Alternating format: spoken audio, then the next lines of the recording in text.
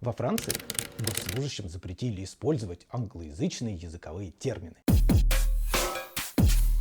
А взамен предложили использовать французские аналоги. Власти Франции продолжают продвигать свою языковую политику.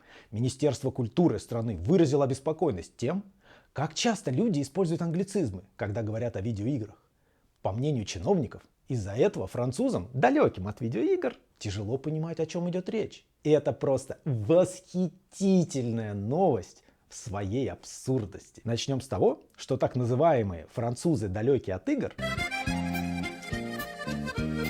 их всего лишь 30%, то есть явное меньшинство. Хотя как раз среди властей Франции, думаю, ситуация противоположная. И, конечно, надо учитывать долгую и трепетную любовь Франции к Англии. Это, наверное, единственная страна мира, где многие люди знают английский язык, но отказываются о нем разговаривать. Просто из чувства противоречия. Чтобы француз, знающий английский язык, заговорил с вами на этом языке, его сначала убедить, что вы не англичанин, что вы действительно не знаете французского, а после этого с вами, возможно, все же пообщаются. При этом, действительно, все, что связано с информационными технологиями, игровой разработкой, да и просто играми, просто все пронизано англоязычными терминами. Такое явление присутствует не только во Франции или там в России, но и в любых других неанглоязычных странах. Огромное количество терминов используется на английском языке, даже если имеет хороший перевод. Например, все игроки любят брать и выполнять именно квесты, а не задания. Но ситуация усугубляется тем, что масса терминов либо не имеет хорошего перевода, или перевод очень длинный. Например, геймдев — это разработка игр. Конечно, нашему ленивому мозгу проще использовать короткое звучное слово геймдев. Я считаю, что это абсолютно нормальное, естественное явление, с которым, если и надо бороться, то вот точно не запретами. Использование англицизмов — это следствие, а не причина.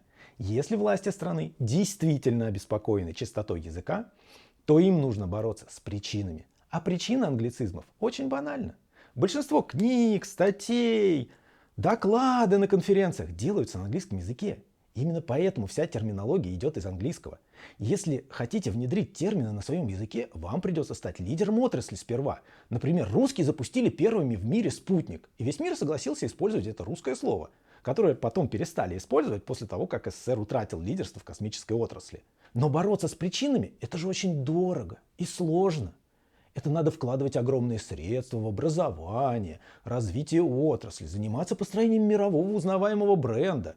А гораздо сейчас проще министерству опубликовать свой список с терминами, которые теперь обязаны придерживаться представители государственных служб Франции. Например, вместо e-sport им нужно будет говорить «je vidéo de compétiteur», а вместо cloud gaming «je vidéo en nuage».